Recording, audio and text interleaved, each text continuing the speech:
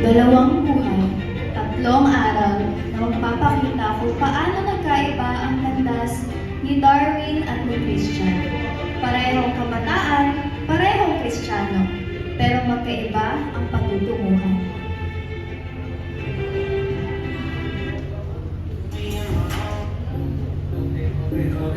I'm about to have a good day, no matter what they say. Sun is shining down on me, birds are singing the praise. I'm about to have a good day.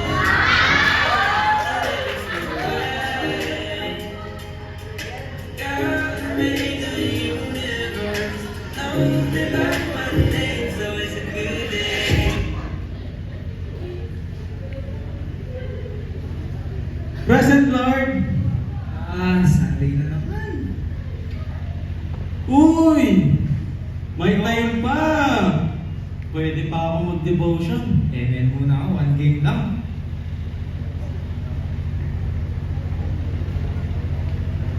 Pray. Thank you Lord.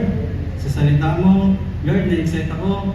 For sure, marami na naman akong matututunan sa preaching.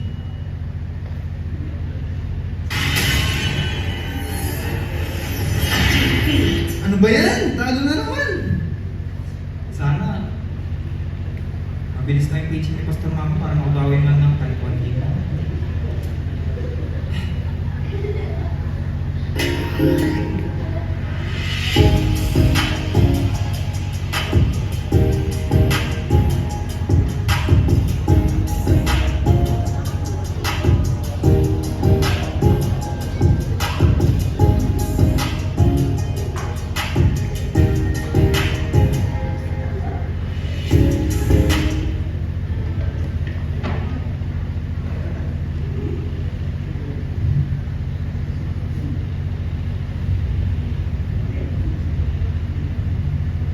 Sa libutan na ito at gustong manirahan, wala nang makita, they are enemies. Uy, makinig ka! Hindi naman yun. As a Oo nga, Christian, nagsusulat ako. sa Tingnan mo yung... Minnesota, Ayun, meron akong note. as a Christian citizen, Dito naman ako. because At mamaya pwede ko naman kunin yung notes kay Ate Chris. instruction, okay? Dahil pag nanibig tayo, mabuhay dito. Amen. Amen. Sa libutan. Okay? Amen. Hindi ito magkakaroon ng ganitong instruction. Kaya gusto na natin Mag-banding mo. be wise and good sa ating pagiging agents sa lupa ito. Uy, closing prayer na. Kasi pupunta ito sa pangalaman. Amen.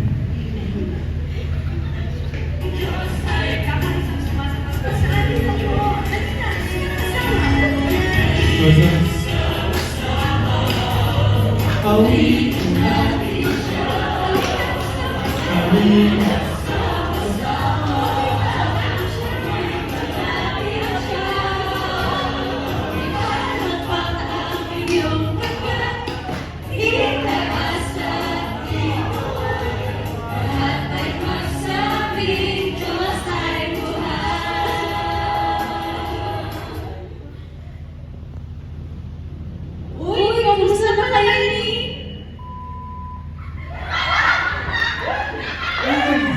Umami na siya sa akin. Uy! Pili! Saan na? Ano mo? Ako, first time kong maranasan yun eh, yung umamit siya sa akin. Tapos, feeling ko tuloy, umawagi ko na. Tapos yun, naya ko siya sa date. Ako, pinag-pray ko. Pinag-pray ko muna. Tapos, hinanap ko yung sagot sa Bible. Tapos, naghanap din ako ng mga elder na magkakakonsin sa akin para hindi ako magkamali. Okay.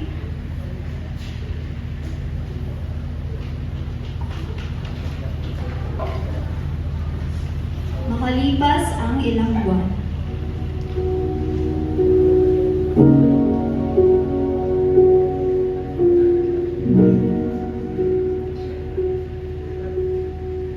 Uy! Lan! Uy! Kamusta? Kuya Dar. Basta, bakit parang ang tagal mong ano? Tagal mong nawala? Ano nangyari? Oo nga eh. Hindi, Kuya Dar, di kasi ako okay ngayon. Mag-okay na rin kasi ako. Uy, pwede. Alam mo yung... Hindi, wala kala kasi. Alam mo yun, siya na yun. Pero, yun, binigyan na kami ng parents niya na pinag-focus muna siya sa pag-aaral. Ginawa naman yung lahat, pero wala eh, ganun talaga. Hindi ko rin alam bakit naging nagkaganan. Pero ikaw, Waiter, balita ko. Kayo na ni ano ah. Acting lang, acting lang. Oo! Matagal ko nang pinag-pray yun. Tagal ko na din hinihintay yung sagot ng Panginoon. Parang lahat nga ng elder dito, lahat nga ng mga adult dito, kinausap ko na eh. Hindi ka ba? Sino ba kung hindi? Sana all. Pero, ba't kayo dar sa akin? Bakit parang hindi sumakain sa mga gusto ko? Ginawa ko lahat kayo dar. Alam mo yun? Pero, siguro dahil din yan sa di ako aware sa mga bagay. Hindi ko rin siguro na-discern yung mga bagay na dapat ma-discern. Siguro na mali din talaga ako ng thinking. Pero, ba't ganun? Kay Dar? Alam mo lang, sakto. Nitong month lang namin, meron kaming pinag-aaralan about din sa Sleeping Beauty. Inato ka? Hindi. Pero alam mo yung sa Sleeping Beauty natin na yun, meron yung tatlong. Kaya tara, sama ka. Alam naman natin lahat ang kwento ng Sleeping Beauty. Isang prinsesa na matagal nang nanghimlay at kailangan magising. Sa ating buhay Kristiyano, meron din tayo tatlong Sleeping Beauties. Awareness, ang kamalayan sa presensya ng Diyos sa bawat segundo ng ating buhay. Discernment, ang pagkaalam ng tama, mali, at syempre yung mga halos tama.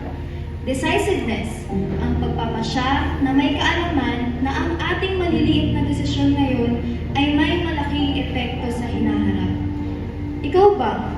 Pipiliin mo bang manatiling tulog ka sa presensya ng Diyos? O gising na ba ang iyong tatlong prinsesa?